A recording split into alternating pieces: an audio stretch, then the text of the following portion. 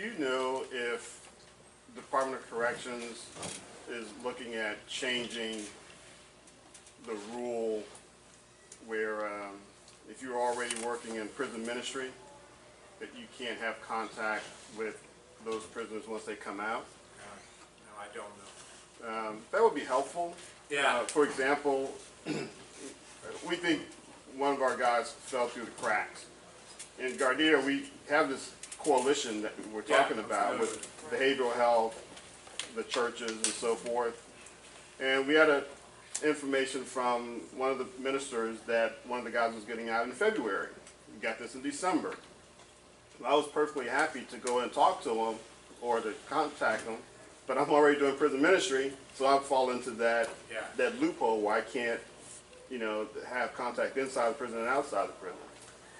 So, and unfortunately, the other folks in our coalition,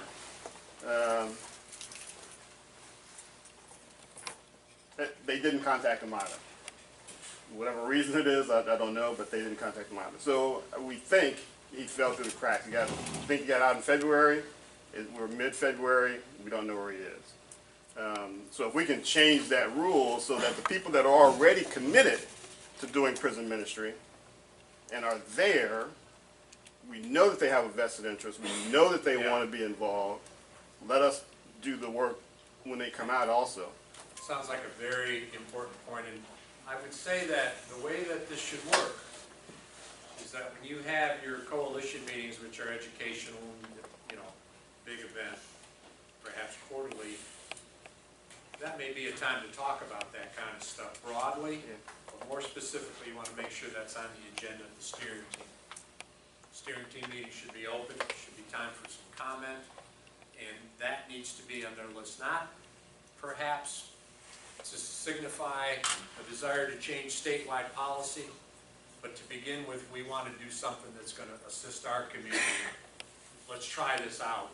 Under what conditions do we have that rule be exempt from that rule? Can we do it with one case, two cases, three cases, just see how it works? And that's kind of the interaction that we would need. Let me hit another couple of points. Can I have a time check? Almost done. 28. Okay, good.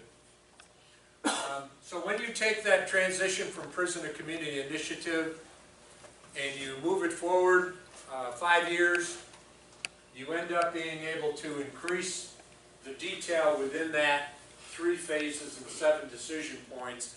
And what we know is that if you want to be successful with returning prisoners in phase 1, you need to attend to their physical care, their mental health care, their substance abuse treatment, children and family support, behaviors and attitudes, education, technical. There's a lot of stuff that we need to attend to. Same is true for that phase while they're in the place nearest to their home, and the same is true at the end in adhering to these principles. This work will take at least as long to implement as it's taken to create the system the way that we know it now. This is the long haul. What we've managed to do in every state I've worked is at least prioritize some of these and focus on them. And in every state I've worked, every single one of the 12 I've worked, the priorities are employment, housing, and behavioral health. And in this state, added education, because when they did some reviews of some risk assessment information from years back, they found that people that were successful in educational programming in the prison had a double-digit higher success rate than people who didn't. They don't know why, but they know that education is important. It could be because the education of the prisoners going in is quite low, and so you give them a jolt of education. But this is the full model. This is the full framework, and for each of the priorities. Well, for each of those,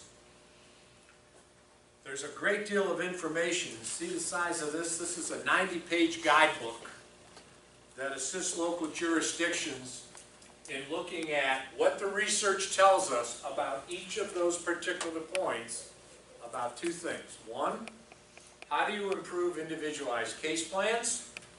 And 2, how do you help improve systems? So in housing, it isn't just about what do we do to try to link people with housing, the importance of housing, how you talk about that, which everybody's pretty clear about it. But how do you actually change housing to increase that resource? And what do the folks that are in charge of housing have to understand? Well, in the state and local models that we use,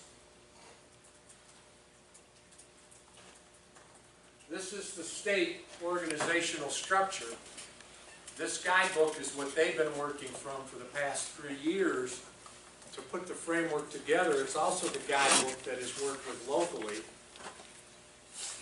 And they made certain that when they've got representatives for housing, for example, it's Nicole Swayze, who's the executive director of the Louisiana Housing Authority. You can't get any higher than her. She is the chair of the Housing Committee. She's got a group of people, including parole and prison people and housing people she works with regularly, using this guidebook to understand how we improve housing systems. And she's doing that work. Each local parish, so here's a snapshot of the state organizational structure. You have a statutory reentry advisory council. Department of Corrections is offering support. Reporting to the DOC is the statewide implementation steering team. These are the representatives we have there, including representatives from each of the community-based coalitions. Who do we ask to attend? Representing the community co-chair of the steering team. So Todd Hamilton attends all the state meetings. Those committees that are formed on our priorities, housing, education, behavioral health, and employment, each of those 4 committees are what would be formed in each parish.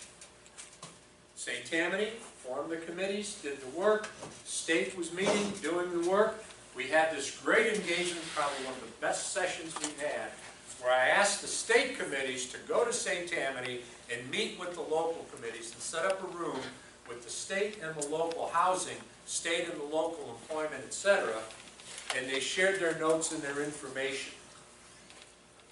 And they said it was the best thing they ever did because they started to understand that what the state thought was happening locally wasn't happening locally. Some of the assets were not in place.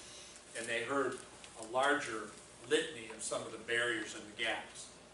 That's how we need to roll the work. When the Louisiana Lapri is functional, wouldn't it be great to be able to take the housing committee from all 5 parishes and put them all together and have a learning session about housing and work with state people to say this is what we've learned, this is where we need to go, and do that not just for housing but do it for employment and education. That's the long path we're on for system improvement, is educated folks locally working from a framework with ways to access the literature of what works and be able to access some direction about how to improve systems so that at the end of the day we have better capability for individualized case plans. This is going to go on from now on. It's going to be a decade. Those of you who are my age, it may not happen the way we want it to in our lifetime, but those of you who are younger, you're in a really good spot in your career to be able to see this stuff through. So that's the state structure, and you got this group there, that transition team that developed this policy that references the performance expectations, the organizational structures, the case logic. That team then, and this whole structure, mirrors what happens locally. This is the local structure. You have a coalition. The steering team reports to that coalition, has the 3 co-chairs, has those representatives. Not 5 people from housing, but 1. Not 5 people from behavioral health, but 2. Substance abuse, mental health. There is a community coordinator. Here it is Ashley Dowden, who is funded now by Wilson to begin doing the coordination on the LEPRI. And importantly, I mentioned that transition team. If y'all were all the nonprofits in the community, who are those of you that are proficient in understanding enough of all that's available to be able to go in, interview the prisoner while the prisoner is moved in West Baton Rouge, and start to get an idea of what the needs are, how can you pre-enroll and enroll, so that that re-entry accountability plan starts to get developed and is in a strong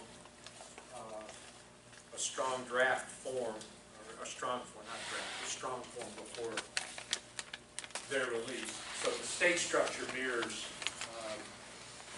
the local structure.